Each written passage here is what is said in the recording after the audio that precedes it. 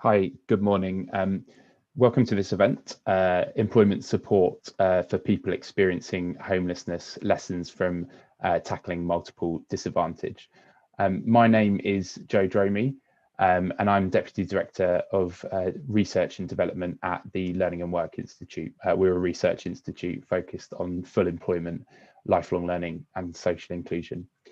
So even before the coronavirus crisis hit, people experiencing homelessness face significant labour market disadvantage and obviously face multiple and complex barriers to work.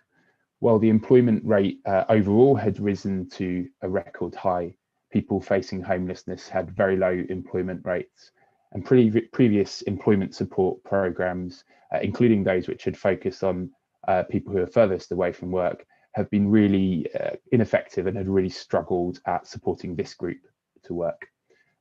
Learning and Work Institute has been evaluating the Tackling Multiple Disadvantage project, which is focused on supporting people experiencing homelessness into work. The Tackling Multiple Disadvantage project was delivered by Crisis Skylight London, St Mungo's and Mind across 17 London boroughs. The service has had some really impressive results. It supported 448 people into sustainable employment over the 3 years that it ran. In this event, we will hear about the Tackling Multiple Disadvantage project, how it worked, the challenges it faced and the successes it achieved. And with the government about to roll out a major new welfare to work programme, the Restart programme, we will examine what support people facing homelessness need to move into sustainable work in these very different labour market circumstances that we face today. And with growing interest in the Housing First model, we'll explore how support for work and support for housing need to work together to support this group. So I'm really delighted that we are joined by Neil Coyle MP. Neil is Member of Parliament for Bermondsey and Old Southwark, and he's the co-chair of the Homelessness All-Party Parliamentary Group and a member of the Work and Pensions Select Committee. We will also hear from Shauna Friel, who's a researcher here at Learning and Work Institute, who led on the evaluation, and from Andy Webb, the Tackling Multiple Disadvantage project manager at Crisis, one of the organisations that delivered the pilot. We want our events to be both informative and interactive, or as interactive as they can be in these slightly odd circumstances. So please do submit your questions to our speakers through Slido. We'll aim to leave 20 minutes at the end for Q&A. And if you could let us know if the question's aimed at anyone in particular, that would be great. So our first speaker is Andy Webb. Andy led on the project for Crisis. He will talk us through the background to the project, what it aimed to achieve, and the support it provided to participants, and from his experience, what the kind of lessons are for other services and for public policy. So over to you, Andy.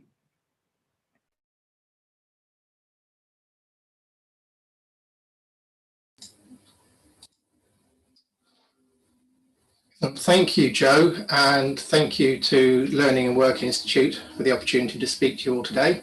And on behalf of Crisis, thank you to Shauna and the team there who undertook such a thorough and insightful evaluation of the TMD project. I can't see the audience from here, but I expect there are a few people out there who've worked with me on TMD throughout our partnership. And I'd like to thank everyone who made a success of the project and supported the evaluation so enthusiastically. This is only a 10-minute presentation. There are quite a few slides. So on some slides, I'll just pick a few key points in the knowledge that you'll get the slide decks emailed afterwards. You also, of course, have the full comprehensive 82-page evaluation report and all its summaries available to download from Crisis Knowledge Hub, as well as other locations. So first of all, I'm going to give you an overview of the project, and then we'll look at some of the participant characteristics, and I'll touch on some of the challenges before handing you over to Shauna, who will look at some of the key findings. So an overview of TMD. The aim of TMD was to provide support for single homeless people with multiple and complex needs into training and employment. For complex needs, had different understandings of that word, that terminology. For us, it meant people who are homeless and experiencing at least one of mental health issues, substance misuse issues, or had a history of offending.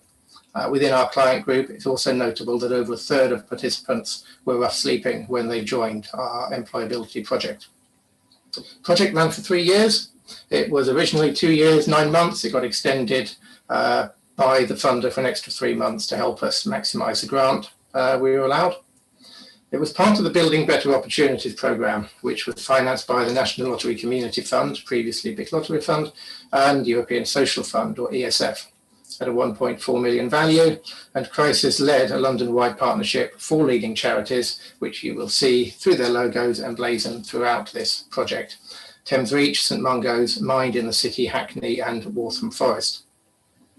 All partners provided end-to-end and 6 months in work support, and the delivery was shared in proportion to the delivery funding, which was 50% Crisis, Thames Reach and St Mungo's 20%, and Mind delivered 10% of the project.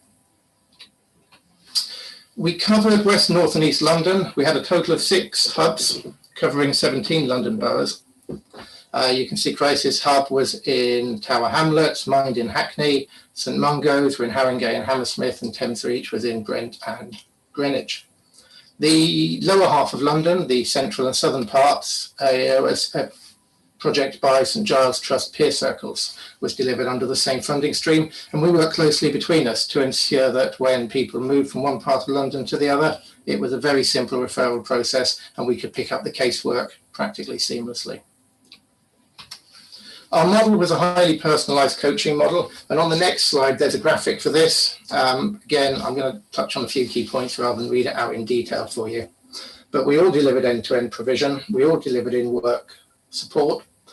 Access to training and activities was key in the project, both accredited training and non-accredited soft skills activities. Health and wellbeing activities, support to counselling, etc. was critical.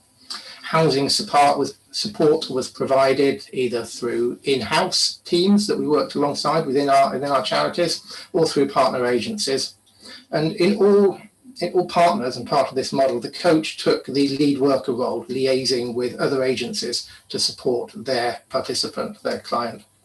That, interestingly, has now led to become part of Crisis standard model for all of our services across the country. And we also had a strong focus through Crisis on employers.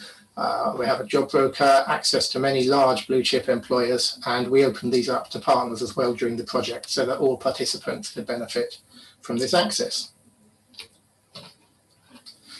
This is the model. It came originally from Off Streets and Into Work model. It's been cited by MEAN, which is Making Every Adult Matter Coalition, organisation particularly focusing on working with people with complex needs to end their homelessness.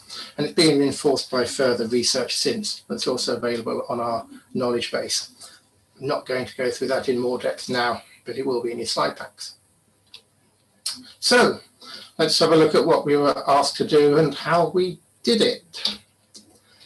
In terms of the results, we were asked to get 600 people starting the project. Of those 600, we expected 168 to exit into employment or self-employment, a ratio of 28%. Those of you working in the welfare to work sector, and comparing this to some of the DWP programs for harder to reach people, will recognise that as quite a challenging target. That was identified quite early on. We also wanted to get 96 people to sustain work for 6 months, 102 exiting into training, and 105 people who are economically inactive exiting into job search activity. Had a series of soft outcomes that were project level. So we had some influence in the design of the soft outcomes. We didn't have any influence in the design of the results. And a point to note is that these results and the payment mechanisms that followed them were consistent with all cohorts on the BBO programme in London, whether you were working with homeless people with complex needs, BAME, refugees, long-term unemployed, women's services. Your targets and your payment ratios were similar. I'm pretty sure that's going to be picked up in the evaluation. In terms of results, we engaged 448 people against a target of 600, 75%. We got 123 into work against target, 27% of our clients engaged, which against the 28% target, we were certainly very pleased with and seems to compare favourably to other projects. Lower numbers into sustained employment. Part of the delay, there were some operational delays in the earlier part of the project, which left less of a time window, but in terms of ratio, it's not so significant. Training and job search, however, we reported very, very low results. And the reason we reported very, very low results was that these were classed as exit points under the funders model. We had two kind of issues there, one of which it required evidence, it required a documentary form to be signed when someone attained that. When our role, our focus, and what people wanted when they came to us was support into sustainable employment. People didn't join the project to exit into those points. We also found that at the time we were developing psychologically informed environments, and the language of exit points to be used at what are progressive pathway steps, we found to be contradictory to motivating and supporting people to achieve their outcomes and end homelessness. We discussed this with the funder and they understood our rationale, and we captured some of these results to our soft outcomes instead. In terms of overall highlights, there's little graphics also available to download. It's been shared in social media. It shows the number engaged, 123 employment outcomes, and 46 people moved into sustained employment. Within our soft outcomes, we also captured 59 people moved into volunteering placements, and 185 actually undertook training and education. So had the results mechanism matched up, we would have very much overperformed in people supported into training. In terms of housing outcomes, we know that 1 in 3 people improved their housing situations whilst they were on this employability project, and 1 in 6 actually secured housing during this time. From our tracking, we know that at least 14 sustained it for a further year. So let's have a little look at the participants and who we were working with. Again, we had a target of engaging 40% women. Well, we know through works that Monkers have done that only 15 to 16% of rough sleepers are women. That was never ever going to be achievable. We achieved 21%, which again, with discussion with the funder, was satisfactory. We were targeted with engaging 65% our client base being economically inactive. However, these definitions have been around for over a decade now. And in London, there are a large proportion of people who are not engaging with services and not registered as being unemployed, may have no recourse to public funds, but are actively seeking work. They need to work to survive, to exist. They may be taking cash in hand jobs, working in the black economy, taking gig economy jobs. They all classify as unemployed. So we had a much higher ratio of unemployed than economically inactive, even though we had outreach programs and our partnership was covering a broad spectrum of engagement points. In terms of complex needs, I mentioned earlier the key areas we were looking at within complex needs. This gives you a sense of the level and prevalence of those issues. 48% of our participants declared mental health problems. Obviously, the situation they're in, we expect many more people, and we know many more people were affected by the difficulties of their situation and their previous histories. 34% identified substance misuse issues, 35% disabled, 51% lacked basic skills, hence, which explains why the uptake of the training element was quite high. 21% were ex-offenders.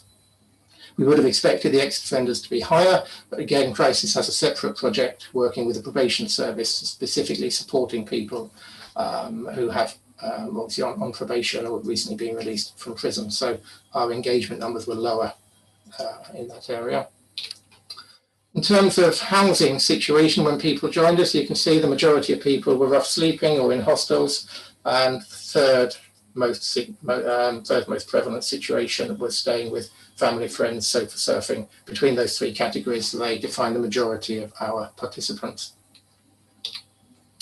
What I'd like to do now is just spend the last, just before I give you the operational challenges for a minute, just spend a minute giving you a taste of one particular case study. A chap called Jay, who joined the TMD project at Crisis at the age of 26. He'd had several periods of homelessness since leaving home at 16 due to abuse, a decade of homelessness. He'd spent some time studying fashion, but his studies had been interrupted by further experiences of homelessness. He'd experienced bullying, often due to his sexual orientation, both by his own family, at work, and in homelessness hostels. So at TMD, the coach utilised a strengths-based approach to help him reflect his career, talents and values, help him focus on some job roles that were realistic but challenging to apply for. He started joining group activities that he swore he'd never ever do, never wanted to do, created an updated CV and letter, continued engaging with Crisis, lots of different activities he joined. Eventually, we supported him into a paid internship with a well-known fashion brand. During this time, he was also supported by the housing team. They first supported him to shared accommodation, and then when he achieved his internship, they continued working with him and supported into an independent studio flat. And Jay came back to us last year as well and started volunteering at our Crisis and Christmas, offering to start to give something back. And the organisation he went into was Alexander McQueen. A couple of quotes from him were, I've significantly reduced my drug and alcohol abuse. I have significantly reduced my drug and alcohol misuse. I no longer struggle with substances, too focused on other areas of my life. And I believe I'm blaming others less, making myself responsible for my own actions. This has been positive for me because I'm now empowered to make better choices. So finally, the last slide is looking at operational challenges. I just want to pick out 4 things, just a bullet point on each basically. Firstly, the program design. In fact, there was a generic approach, as I've mentioned earlier, for all client groups. No significant differences based on client needs, and the exit points were not congruent with the aims. What the evidence showed was the best way of supporting people.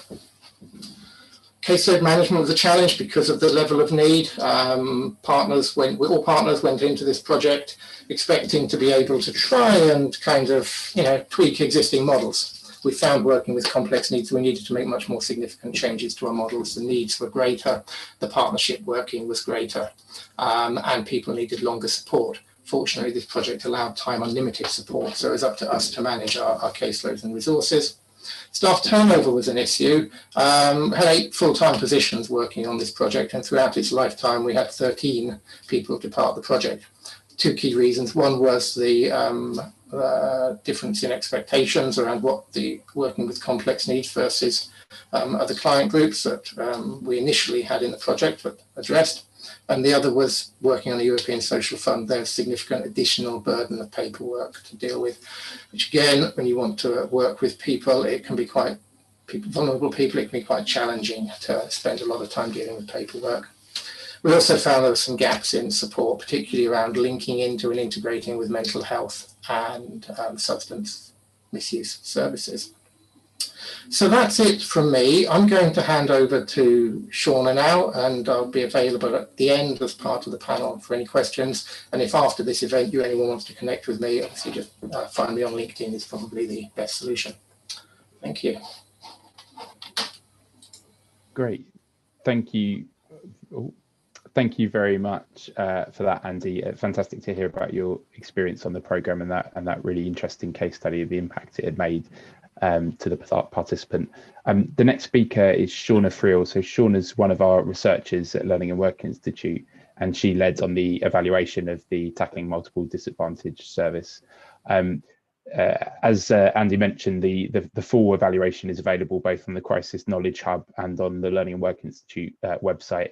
And Sean is going to talk through some of the kind of key findings of the evaluation, the impact of the pilot, and what the lessons are both for other services and for public policy. So over to you, Shauna.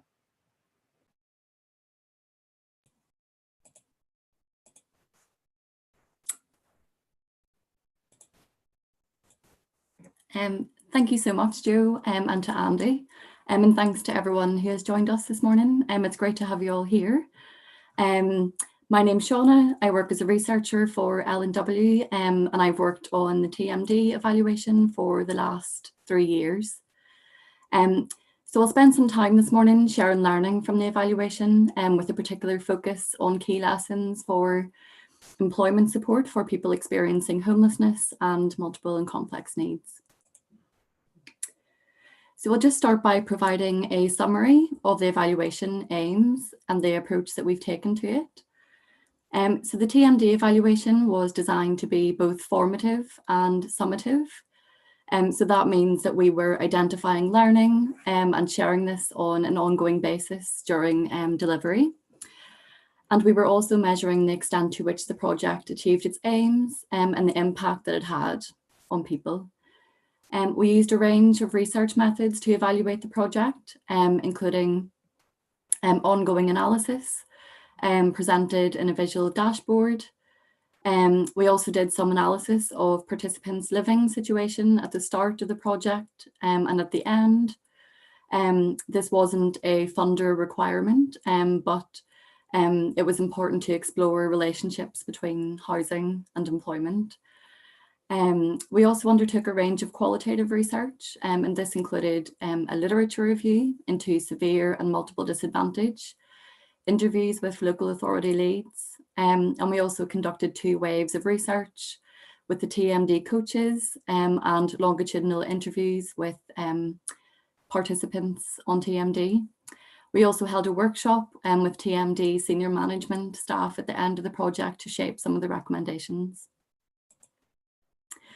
So the evaluation has resulted in a series of key lessons for supporting people experiencing homelessness, as well as those experiencing multiple disadvantage.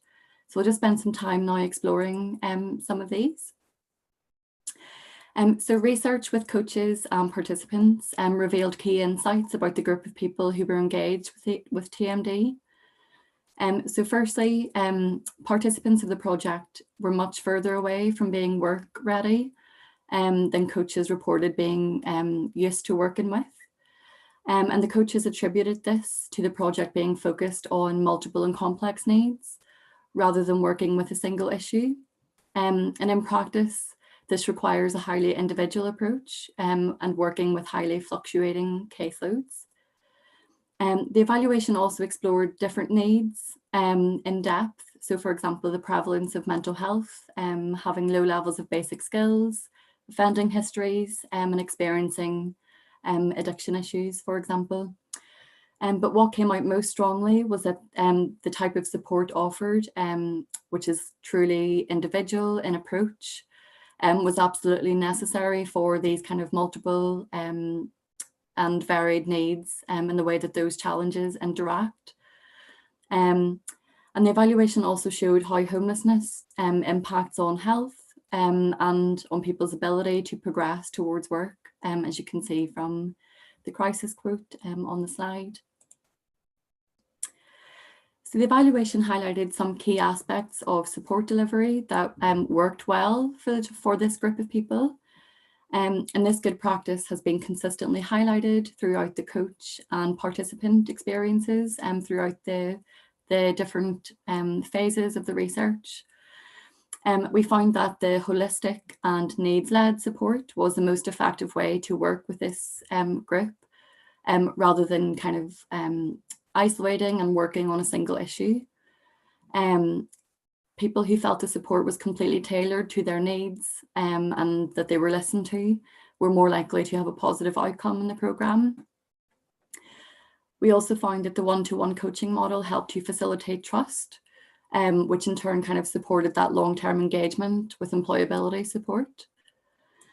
The sequencing of support, which in practice meant prioritizing support which would stabilize a person's circumstances and was key to achieving and sustaining outcomes.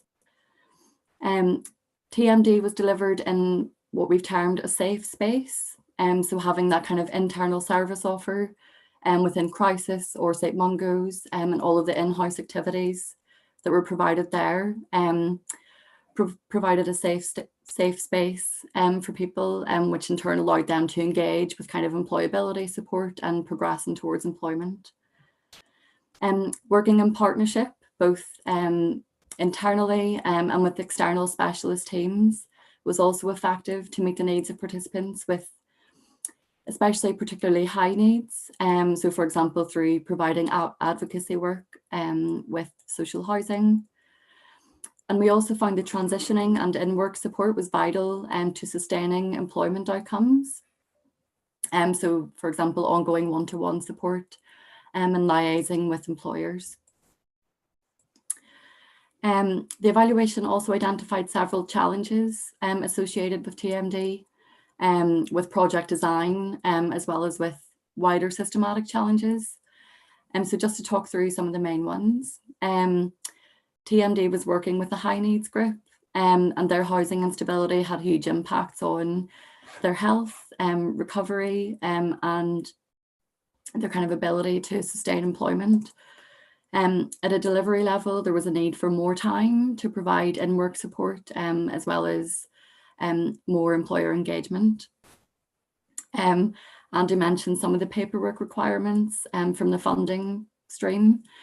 And from an evaluation perspective, this presented a huge administrative burden with detrimental impacts, firstly on people. So people who felt the support was too bureaucratic or didn't have the required documents to join the project, for example.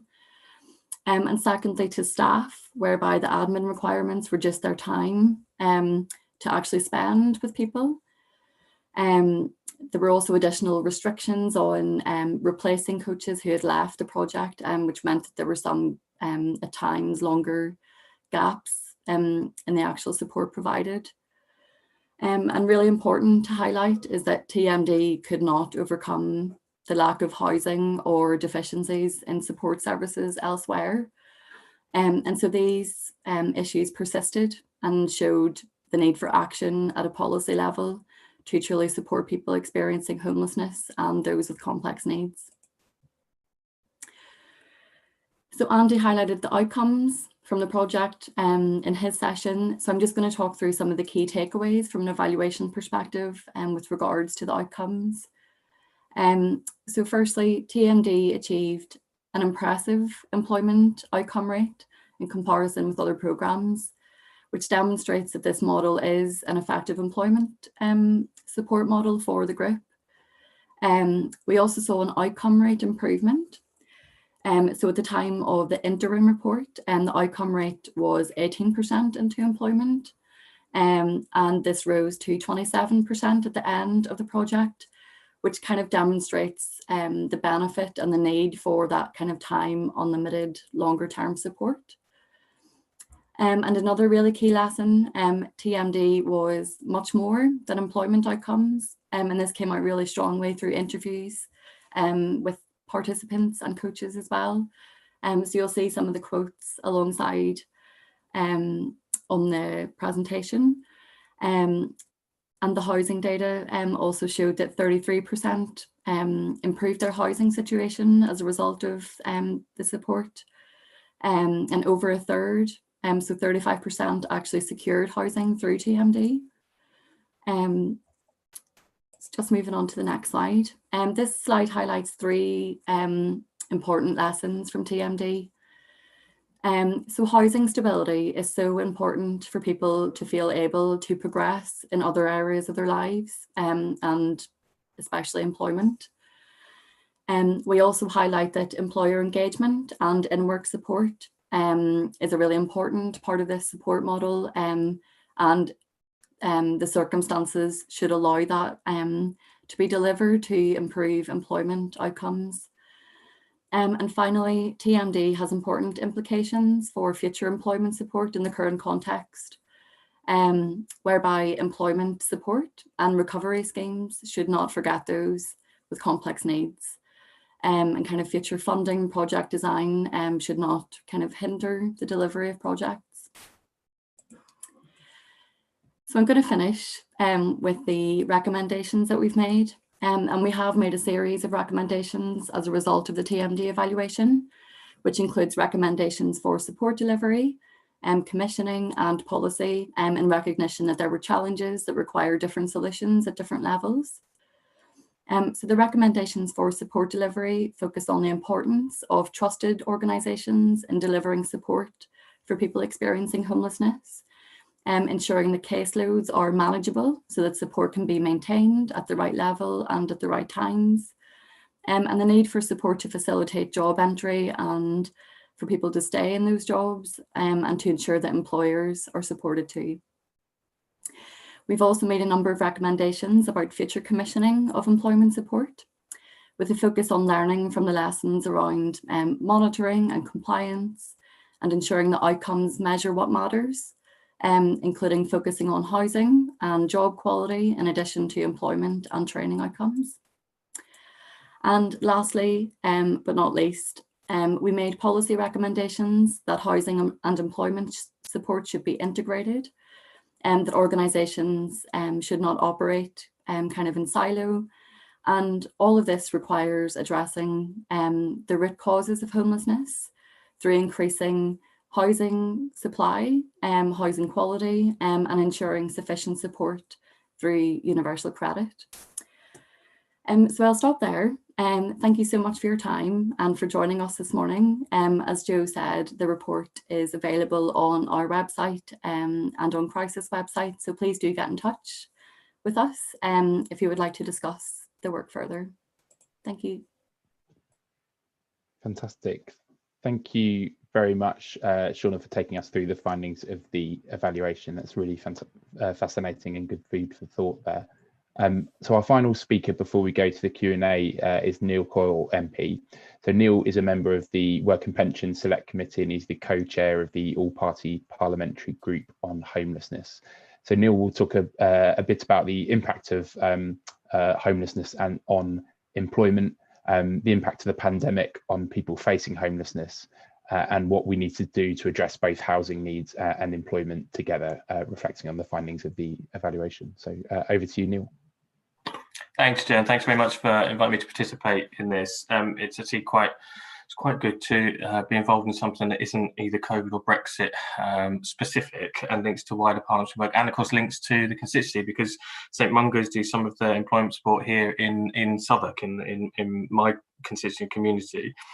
You know, those stats, getting 27% of the participants into work is a success, but even more importantly, I think that almost 60% job retention after 6 months is amazing, and far, you know, surpasses some of the employment programs we've seen, certainly at the national level. But I wanted to make five-ish points this morning before we get into the Q&A. And the first is a step backwards, if you like, in that the public perception of homelessness, which inevitably feeds into employers' perceptions of homelessness, aren't always accurate. So the image people bring to mind when they think of homelessness is rough sleeping, the most extreme form of homelessness. And the figures on rough sleeping, I mean, the January Streetlink assessment was 5,000 rough sleepers in England and Wales. The Everyone In programme, which was meant to bring rough sleepers off the streets in response to COVID this year, has helped nearly 30,000 people. So somewhere between those two figures is probably a more accurate estimate of the most extreme form of homelessness. But actually, the wider problem of homelessness is much more prevalent. And nearly 300,000 people experience homelessness. Sofa surfing, temporary accommodation. It's the invisible homelessness, and it's because it's not rough sleeping. It's harder for employers to understand, and in some ways harder for policymakers to understand, and leaves barriers to work inevitably. And I've seen this in my casework here in Bermondsey and Southwark. I've had people come to see me for, in particular, benefits problems, who are sleeping on night buses in London. That's how they've operated. I had a cleaner come in carrying everything she could. After having been evicted, she was using the night buses. And of course, there are lots of people affected by Home Office measures. They're legally entitled to be in the UK, they're working, but they're not entitled to, for example, housing benefit, which means it's a huge barrier to being able to afford to live certainly in the capital city. But this is not just a London problem. In the most recent meeting of the Ending Homelessness APPG in Parliament, Rosie Duffield for Canterbury was talking about more than 300% growth in homelessness this year in her constituency. So this is a national problem. And in the debate yesterday we had on winter support for homelessness, Glasgow and other cities were well represented. And of course, this is a timely discussion because this is a growing problem. It's grown every year since 2010, and we are seeing, in response to COVID, the rise in unemployment, the return of evictions now, And in the last quarter for which stats are available, just to England local authorities, nearly 70,000 people approached for homelessness assistance. That is likely to grow in the next quarter, because that ends before the government's planned end of the furlough scheme and other employment support. They've been extended in response to COVID, but many employers took decisions before the government made clear what its plans were going to be. So in a way, COVID actually sets back support for homeless people, in that we are seeing, the government estimate 2.6 million unemployed, having been in a position where we were almost at full employment. So there was more of a focus on the harder to reach groups, because they were that was where now the response will be to sort of lowest hanging fruit. And there are some measures, there are some ways we can work together to try and address the particular barriers. There are some simple things that could be done together to try and, for example, improve the social security barriers. So universal credit is one problem for many people. If you need a permanent address to make a claim for universal credit, that is already barrier one for someone who is sofa surfing with a friend, or in a more extreme form of homelessness. There are particular barriers for housing benefit, and there are barriers for young people in particular who aren't entitled to the same levels of support. This is a bit of an outdated notion. And landlords don't charge young people less rent anywhere in the country, but they're entitled to less benefit to cover costs of living. And of course, I'm working on one issue where I expect DWP to move in the new year on supported housing. So for young people, for anyone leaving the streets who's in supported accommodation, or anyone fleeing domestic violence, for example, if you start working and you begin to work more than 16 hours a week, your benefit entitlement falls dramatically, and you could end up worse off. That is simply not how the benefit system should be operating, and is a barrier to work and a barrier to sustaining employment. It's one of the reasons some people start work but then do not continue. And of course, there needs to be more respect and support for those who have wider barriers, which Shona in particular has touched on. Care leavers might be one example who are well overrepresented amongst the homeless population, who may need more support with finance management, things like that. Then there's a job to do together in terms of employers. Targeting help and targeting awareness amongst employers would be useful, but also personalising that support. The money management is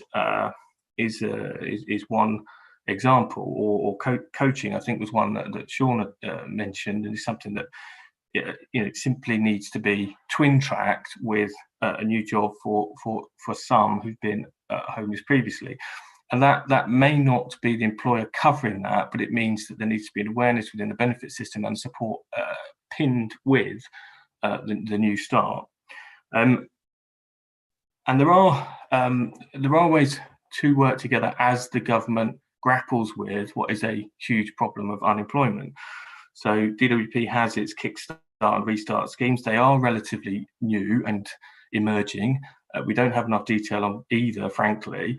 But that there is space to improve them as they are built and as they begin to take effect more fully. That's both with DWP job centres and, of course, with local authorities who will still be crucial to this. And some of us have been lobbying for them to have an even greater role in delivering targeted help to specific groups. And it shouldn't be the case that there's one size fits all or one system that's meant to cover everybody, because there are groups amongst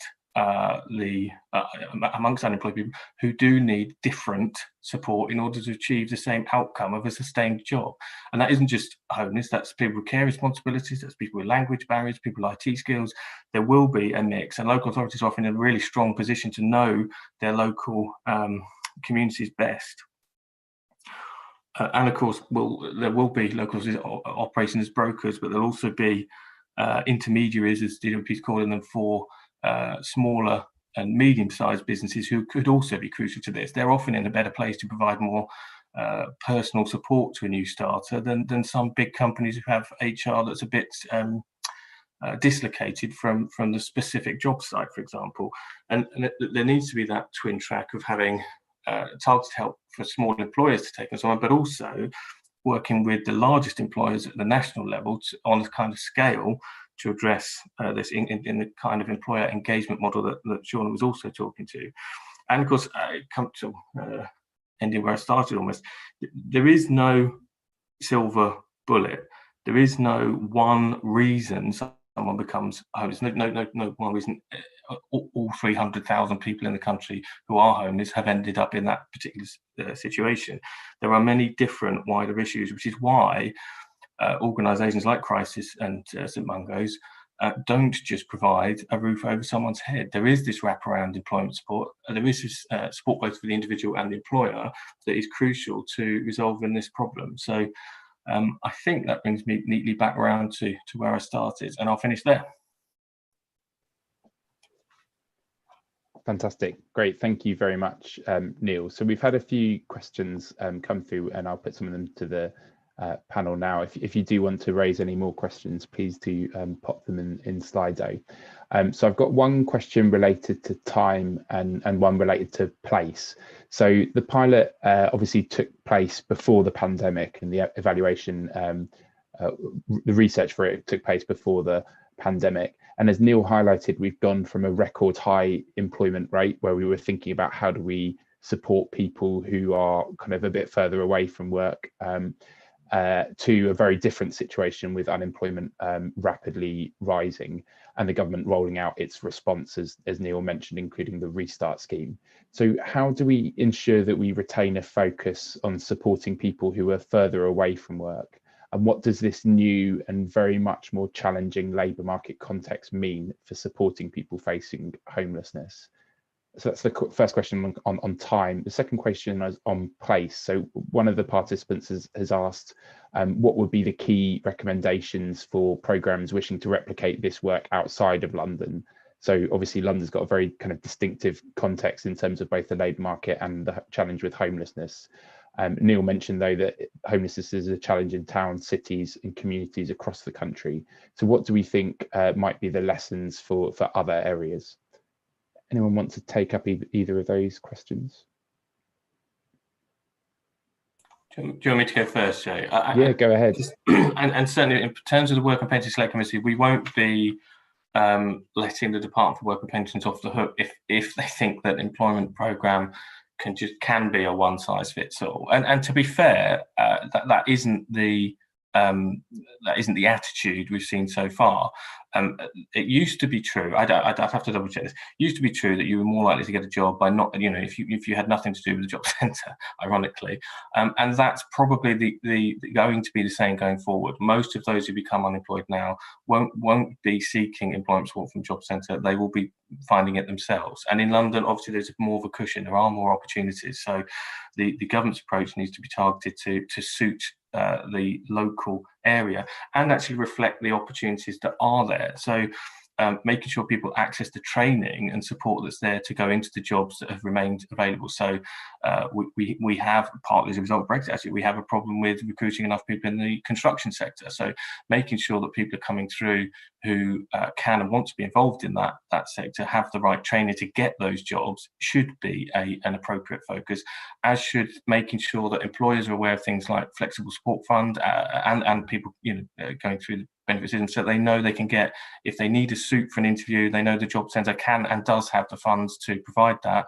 And last year, the job centres were returning that money to the DWP because they never spent it. So using that flexible support fund a bit more imaginatively should be a focus, and will be something that the Select Committee is holding the department to account for, as well as making sure that this group and others aren't lost in the overall picture of much higher unemployment.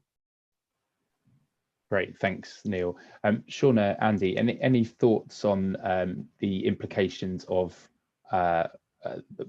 delivering support for this group against the context of much higher unemployment, or any thoughts on the lessons for other areas outside of London? Yeah, so thinking about your last question, Owen, kind of replicating aspects of the support outside of London. I think many of the evaluation findings which I've highlighted, and they kind of show what works in supporting this group are absolutely transferable to kind of contexts outside of London. So that kind of targeted outreach model in terms of bringing people into support, the importance of a one-to-one positive trusted relationship and kind of facilitating trust and engagement with support. But then also I think what I did mention but didn't go into too much detail on was about the importance of working in collaboration. So TMD was delivered as a partnership, and so that partnership we're able to utilise the expertise across Crisis, St Mungo's, Mind, and Thames Reach. But then also in terms of from a delivery point of view, coaches worked very closely on a needs-led basis with external organisations as well to meet, individual needs of people who were actually accessing support. So like in practice, that could mean working with mental health services to kind of provide a more joined up package of support for people. And I think that those lessons, which we've all heard multiple times, are really important, and that came through very strongly in the evaluation. Thanks, Shauna. Andy, any thoughts on those questions? Just wanted to try and pick up and reinforce really the point Neil made around jobs aren't found through Job Centre Plus. Certainly one of the issues, one of the things that I mentioned in my presentation was, a large number of people with no recourse to public funds, people that aren't engaging with public services. So how do we, you're not going to go in and out and through the labyrinth of government systems to support people who have also built up a mistrust during this time and a sense of vulnerability. It's very difficult to engage with them, build their trust. But I think certainly what we are finding is our direct relations with employers are the route into work for a lot of the members we're working with. In particular, it's interesting to hear the point on construction industry. We have some large construction partners who attend employment fairs where they get to meet people face to face in a kind of supported, safe environment where everyone has experience of homelessness, so there's no stigma. And then they can have these casual conversations and decide who they might then support through their recruitment process. We found that to be very successful, and all partners have benefited from that during this project. And I think also, again, Crisis, fortunate, got the power of the national campaigning and lobbying part of Crisis as well, and the fundraising team. But I think all organisations can maybe think about leveraging some of their other skills to bring employers in. So we have a lot of supporters. So which of our supporters can also work with us in terms of employment opportunities? Great, thank you very much, Andy. I've got one question related to skills and qualifications, and one related to targeting and bureaucracy. So one question from one of our participants highlighted some work that St Mungo's has done. So they were reflecting on your comments, Andy, about the barriers with low levels of qualification and basic skills gaps. And they highlighted that the St Mungo's research, which showed that 51% of people facing homelessness are below level 1 in literacy and 55 below that level in numeracy, which obviously on top of all the other challenges represents a really significant barrier to many areas of the labour market. So I guess the question is, what can we do? And I think the background is as well, traditionally employment support in England at least has been very much work first and helping people get into a job, rather than necessarily addressing those skills gaps. So what can we do to support this group, people facing homelessness, to address skills gaps as part of their journey into work and also when they're in work? And then the second question is on bureaucracy. So a really kind of strong finding of the research was the challenges that evidencing requirements posed. And Andy talked about the barrier both for people joining the programme, the impact that it had on staff delivering the programme, but also potentially the targets not necessarily aligning with what customers wanted. So for example, focusing on training outcomes rather than and not including things like housing outcomes. And I very much remember this from back when I was an employment advisor in the wake of the last recession in Neil's constituency, in fact, where those evidencing requirements were an absolute nightmare for staff and really drove turnover. So I think as we're developing the UK Shared Prosperity Fund to replace the ESF, what do you think we can learn in terms of how we target and how we measure what works in employment support programs? So we've still got those metrics and targets to focus on, but they don't, represent a pain in the backside, both for services and for staff. Anyone want to kick off with either of those, basic skills or bureaucracy? Andy? I'll pick up on the basic skills one, certainly, because that was clearly a challenge that we faced during this project. Three or all of the partners offered in-house services to educational support services. Thames Reach had their employment academy, St Mungo's had their recovery hub, Crisis had their learning zone, Mind had their wellbeing hub, supporting activities in that area.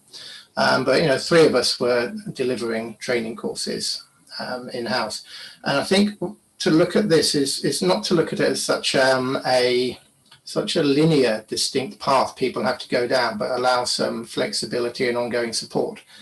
Because to have to complete an educational qualification in order to access an employment course, in order to get a job, in order to get a house, is a very, very long journey. One of the benefits of TMD was the 6 months in work support, and what we found with a number of people was that we would support them into an initial job so that they had some income. They were marginally better off depending on the welfare system that Neil touched on earlier, but find a way that people are better off through work with a job, continue supporting them, not to sustain that job, but to actually sustain employment per se, to find a sustainable solution. That could be a second job, it could be a better job, and during that time the education and training continues. So I think it's it's thinking about things working in parallel rather than sequentially would be my kind of takeaway for that. Great, thanks, Andy. Neil or Shauna, do you want to take up either of those questions about kind of bureaucracy and targeting or basic skills? Just a couple of really quick points in. On the legislative numeracy and sort of the barriers to work, I do think we need to be mindful. We need to take more of a horses for courses approach. If there are employment that doesn't involve literacy and numeracy skills, and formal qualifications, and there is, some of them are decently paid. The apprenticeship stuff here in one example, there are the regrowth of Thames River work. It's still called watermen. Sorry, it's not quite up to date in terminology, but the waterman apprentice scheme.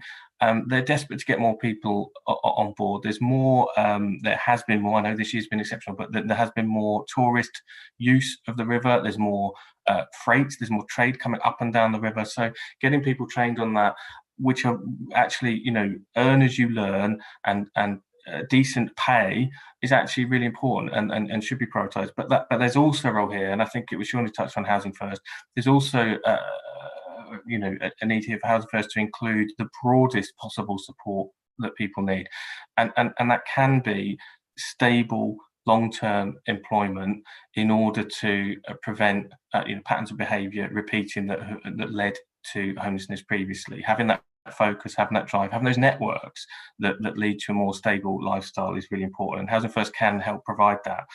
On the targets point, I just think government needs to be really more joined up on this, because it's not cheap to have homeless at levels that we see in the UK. It simply is. It's more, for example, no recourse to public funds is the Home Office means, which now affects more than 100,000 children, and they won't even publish the total figure for adults, but people legally in the UK often able to work, but not entitled to benefits means councils. So London Council, just as an example, London Council last year spent £53 million on emergency social services for children of those families.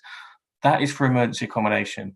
That is not a cheap way to run a system. It would be cheaper to scrap that condition, allow access to housing benefit, and allow councils to provide accommodation or people to rent privately, which I've had again in my constituency case where people have been renting privately, ended up with no recourse conditions and ended up homeless. It's not a cheap option, but also much more broadly in terms of the specific targets and outcomes looked for from future programs is, what are the long-term health costs of people being homeless? There are other costs to the public purse that need to be taken into account and are appropriate to be taken into account when the government takes a wider view of this issue. Great, thanks, Neil. And Shauna, any thoughts on either of those questions? Yeah, I have some kind of specific findings in relation to basic skills. So kind of a large proportion of people who took part in the evaluation reported kind of lack of experience, no qualifications and no levels of basic skills, including literacy, maths and digital, which I believe someone asked about in the questions, and there were a high proportion of people with ESOL needs in the cohort as well. We conducted some analysis looking at housing status with a range of other factors, and that included basic skills. But what we found was that the majority of people who were rough sleeping, who took part in the evaluation, reported having low levels of basic skills. So there were more people who lacked basic skills than those who did not in all of the other kind of living situations. Some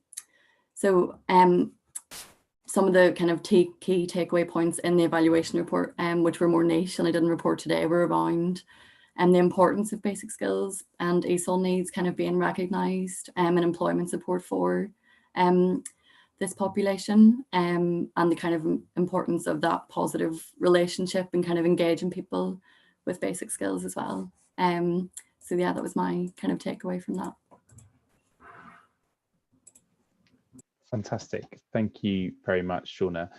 We're coming towards the end of our time now, so we've probably got up to a minute left for each of you if you want to provide some final comments. So Andy, can I go to you first? Any final comments that you want to add? Thank you, Joe. I'd just like to reinforce really a couple of points I kind of weaved in through the presentation. One is the power of partnership working in the sector. Never been more important than it is now, and COVID has just demonstrated that further. And the other is the plea to commissioners and service designers to take account the needs of the groups that they are supporting, to take account of the evidence, and to work with delivery organisations that are experts in their fields to agree frameworks for effective work in the future. Great, thanks, Andy. Shauna, any final thoughts from you? Yeah, well, just thanks first of all, but I just wanted to emphasise that we've made a series of important recommendations, not only for delivery but also commissioning and policy, and I would just urge those to be read and taken forward. It's been an important project and lots of lessons to be learned from the past 3 years. So yeah, I'd just like to emphasise that. Great, thanks, Shauna. And finally, you, Neil. I'll try and end with a positive, because the government has its own target to tackle unemployment and also to tackle some forms of homelessness. So we should be using that collectively. We should be focused on those to try and deliver improvements. There will be the Restart and Kickstart programs, Kickstart for younger people, obviously, and there's a chance through those to build in the recommendations and other measures to try and tackle this problem. And of course, I know the vaccine will take months to reach everybody, but with the vaccine and with the hopefully regrowth of business after, in particular in my constituency, hospitality has been massively badly affected, and retail as well to some extent. But with the regrowth of those jobs and opportunities next year, I hope that the government's target and priorities will include these recommendations to make sure that the difference is made. Fantastic. Thank you very much, Neil. So just falls to me to say thank you very much to Crisis Skylight London, St Mungo's and Minds for working with us on the evaluation. A massive thanks to our 3 speakers, Shauna Friel, Andy Webb and Neil Coyle, MP. I'm sure there'll be lots to keep you busy on the committee in the next few months as the government rolls out its response. If you want to read the evaluation and the recommendations for delivery, for commissioning and policy, which Shauna mentioned, they're all available both on the Learning and Work Institute website and the Crisis Knowledge Hub. Thank you everyone for joining and for your questions. I hope you found the event interesting, and I hope to see you at one of our future webinars. But this is the last one of the year, so I hope